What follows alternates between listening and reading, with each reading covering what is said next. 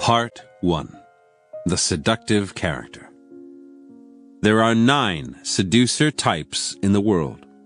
Each type has a particular character trait that comes from deep within and creates a seductive pull.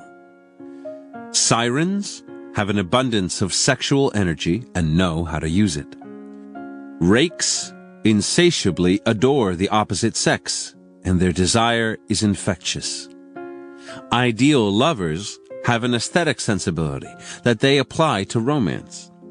Dandies like to play with their image, creating a striking and androgynous allure. Naturals are spontaneous and open. Coquettes are self-sufficient with a fascinating cool at their core. Charmers want and know how to please. They are social creatures. Charismatics have an unusual confidence in themselves. Stars are ethereal and envelop themselves in mystery. The Siren. A man is often secretly oppressed by the role he has to play, by always having to be responsible, in control, and rational. The Siren is the ultimate male fantasy figure because she offers a total release from the limitations of his life. In her presence, which is always heightened and sexually charged, the male feels transported to a world of pure pleasure. She is dangerous, and in pursuing her energetically, the man can lose control over himself, something he yearns to do. The Siren is a mirage. She lures men by cultivating a particular appearance and manner. In a world where women are often too timid to project such an image, learn to take control of the male libido by embodying his fantasy. The Rake. A woman never quite feels desired and appreciated enough. She wants attention, but a man is too often distracted and unresponsive. The Rake is a great female fantasy figure. When he desires a woman, brief though that moment may be, he will go to the ends of the earth for her. He may be disloyal, dishonest, and amoral, but that only adds to his appeal. Unlike the normal, cautious male, the Rake is delightfully unrestrained, a slave to his love of women. There is the added lure of his reputation. So many women have succumbed to him, there has to be a reason. Words are a woman's weakness, and the Rake is a master of seductive language. Stir a woman's repressed longings by adapting the Rake's mix of danger and pleasure. The ideal lover. Most people have dreams in their youth that get shattered or worn down with age. They find themselves disappointed by people, events, reality, which cannot match their youthful ideals. Ideal lovers thrive on people's broken dreams, which become lifelong fantasies. You long for romance, adventure, lofty spiritual communion? The ideal lover reflects your fantasy. He or she is an artist in creating the illusion you require, idealizing your portrait. In a world of disenchantment and baseness, there is limitless seductive power in following the path of the ideal lover. The Dandy. Most of us feel trapped within the limited roles that the world expects us to play. We are instantly attracted to those who are more pure, more ambiguous than we are, those who create their own persona. Dandies excite us because they cannot be categorized and hint at a freedom we want for ourselves. They play with masculinity and femininity. They fashion their own physical image, which is always startling. They are mysterious and elusive. They also appeal to the narcissism of each sex. To a woman, they are psychologically female. To a man, they are male. Dandies fascinate and seduce in large numbers. Use the power of the dandy to create an ambiguous, alluring presence that stirs repressed desires. The Natural. Childhood is the golden paradise we are always consciously or unconsciously trying to recreate. The natural embodies the longed-for qualities of childhood: spontaneity, sincerity, unpretentiousness. In the presence of naturals, we feel at ease, caught up in their playful spirit, transported back to that golden age. Naturals also make a virtue out of weakness, eliciting our sympathy for their trials, making us want to protect them and help them. As with a child, much of this is natural, but some of it is exaggerated, a conscious, seductive maneuver. Adopt the pose of the natural to neutralize people's natural defensiveness and infect them with helpless delight. The coquette. The ability to delay satisfaction is the ultimate art of seduction. While waiting, the victim is held in thrall. Coquettes are the grand masters of this game, orchestrating a back-and-forth movement between hope and frustration. They bait with the promise of reward, the hope of physical pleasure, happiness, fame by association, power, all of which, however, proves elusive. Yet this only makes their targets pursue them more. Coquettes seem totally self-sufficient. They don't need you, they seem to say, and their narcissism proves devilishly attractive. You want to conquer them, but they hold the cards. The strategy of the coquette is never to offer total satisfaction. Initiate the alternating heat and coolness of the coquette, and you will keep the seduced at your heels. The charmer. Charm is seduction without sex. Charmers are consummate manipulators, masking their cleverness by creating a mood of pleasure and comfort. Their method is simple. They deflect attention from themselves and focus it on their target. They understand your spirit, feel your pain, adapt to your moods. In the presence of a charmer, you feel better about yourself. Charmers don't argue or fight, complain or pester. What could be more seductive? By drawing you in with their indulgence, they make you dependent on them, and their power grows. Learn to cast the charmer's spell by aiming at people's primary weaknesses: vanity and self-esteem.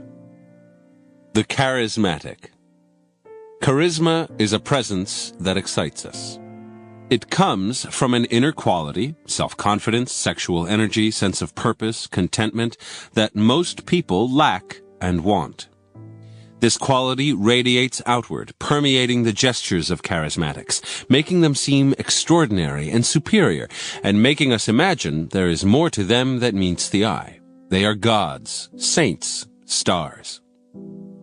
Charismatics can learn to heighten their charisma with a piercing gaze, fiery oratory, an air of mystery. They can seduce on a grand scale. Learn to create the charismatic illusion by radiating intensity while remaining detached. The star. Daily life is harsh, and most of us constantly seek escape from it in fantasies and dreams. Stars feed on this weakness. Standing out from others through a distinctive and appealing style, they make us want to watch them. At the same time, they are vague and ethereal, keeping their distance and letting us imagine more than is there. Their dreamlike quality works on our unconscious. We are not even aware how much we imitate them. Learn to become an object of fascination by projecting the glittering but elusive presence of the star. Part 2. The seductive process. Phase 1. Separation. Stirring interest and desire. Your victims live in their own worlds, their minds occupied with anxieties and daily concerns. Your goal in this initial phase is to slowly separate them from that closed world and fill their minds with thoughts of you. Once you have decided whom to seduce, Chapter 1, Choose the Right Victim, your first task is to get your victim's attention, to stir interest in you. For those who might be more resistant or difficult, you should try a slower and more insidious approach. First, winning their friendship. Chapter 2, Create a false sense of security. Approach indirectly. For those who are bored and less difficult to reach, a more dramatic approach will work, either fascinating them with a mysterious presence, Chapter 3, Send Mixed Signals, or seeming to be someone who is coveted and fought over by others, Chapter 4, Appear to be an object of desire. Once the victim is properly intrigued, you need to transform their interest into something stronger, desire. Desire is generally preceded by feelings of emptiness, of something missing inside that needs fulfillment. You must deliberately instill such feelings. Make your victims aware of the adventure and romance that are lacking in their lives. Chapter 5. Create a need. Stir anxiety and discontent. If they see you as the one to fill their emptiness, interest will blossom into desire. The desire should be stoked by subtly planting ideas in their minds, hints of the seductive pleasures that await them. Chapter 6. Master the art of insinuation. Mirroring your victims' values, indulging them in their wants and moods will charm and delight them. Chapter 7. Enter their spirit. Without realizing how it has happened, more and more of their thoughts now revolve around you.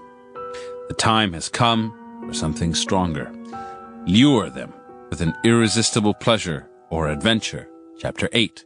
Create temptation. And they will follow your lead. Phase 2. Lead astray, creating pleasure and confusion. Your victims are sufficiently intrigued, and their desire for you is growing, but their attachment is weak, and at any moment, they could decide to turn back. The goal in this phase is to lead your victims so far astray, keeping them emotional and confused, giving them pleasure but making them want more, that retreat is no longer possible. Springing on them a pleasant surprise will make them see you as delightfully unpredictable, but will also keep them off balance. Chapter 9. Keep them in suspense. What comes next? The artful use of soft and pleasant words will intoxicate them and stimulate fantasies. Chapter 10. Use the demonic power of words to sow confusion. Aesthetic touches and pleasant little rituals will titillate their senses, distract their minds. Chapter 11. Pay attention to detail. Your greatest danger in this phase is the mere hint of routine or familiarity. You need to maintain some mystery, to keep a little distance, so that in your absence your victims become obsessed with you. Chapter 12. Poeticize your presence. They may realize they're falling for you, but they must never suspect how much of this has come from your manipulations. A well-timed display of your weakness, of how emotional you have become under their influence, will help cover your tracks. Chapter 13. Disarm through strategic weakness and vulnerability. To excite your victims and make them highly emotional, you must give them the feeling that they're actually living some of the fantasies you have stirred in their imagination. Chapter 14. Confuse desire and reality. By giving them only a part of the fantasy, you will keep them coming back for more. Focusing your attention on them so that the rest of the world fades away, even taking them on a trip, will lead them far astray. Chapter 15. Isolate your victim. There is no turning back. Phase 3. The precipice. Deepening the effect through extreme measures. The goal in this phase is to make everything deeper. The effect you have on their mind, feelings of love and attachment, tension within your victims. With your hooks deep into them, you can push them back and forth between hope and despair until they weaken and snap. Showing how far you are willing to go for your victims, doing some noble or chivalrous deed, Chapter 16, Prove Yourself, will create a powerful jolt, spark an intensely positive reaction. Everyone has scars, repressed desires, and unfinished business from childhood. Bring these desires and wounds to the surface, make your victims feel they're getting what they never got as a child, and you will penetrate deep into their psyche, stir uncontrollable emotions. Chapter 17. Effect a regression. Now, you can take your victims past their limits, getting them to act out their dark sides, adding a sense of danger to your seduction. Chapter 18. Stir up the transgressive and taboo. You need to deepen the spell, and nothing will more confuse and enchant your victims than giving your seduction a spiritual veneer. It's not lust that motivates you, but destiny, divine thoughts, and everything elevated. Chapter 19. Use spiritual lures. The erotic lurks beneath the spiritual. Now, your victims have been properly set up. By deliberately hurting them, instilling fears and anxieties, you will lead them to the edge of the precipice from which it will be easy to push and make them fall. Chapter 20. Mix pleasure with pain. They feel great tension and are yearning for relief. Phase 4. Moving in for the kill. First, you worked on their mind, the mental seduction. Then you confused and stirred them up, the emotional seduction. Now the time has come for hand-to-hand combat, the physical seduction. At this point, your victims are weak and ripe with desire. By showing a little coldness or uninterest, you will spark panic. They will come after you with impatience and erotic energy. Chapter 21. Give them space to fall. The pursuer is pursued. To bring them to a boil, you need to put their minds to sleep and heat up their senses. It's best to lure them into lust by sending certain loaded signals that will get under their skin and spread sexual desire like a poison. Chapter 22. Use physical lures. The moment to strike and move in for the kill is when your victim is brimming with desire, but not consciously expecting the climax to come. Chapter 23. Master the art of the bold move. Once the seduction is over, there is the danger that disenchantment will set in and ruin all your hard work. Chapter 24. Beware the after effects. If you are after a relationship, then you must constantly re-seduce the victim, creating tension and releasing it. If your victim is to be sacrificed, then it must be done swiftly and cleanly, leaving you free, physically and psychologically, to move on to the next victim. Then, the game begins all over.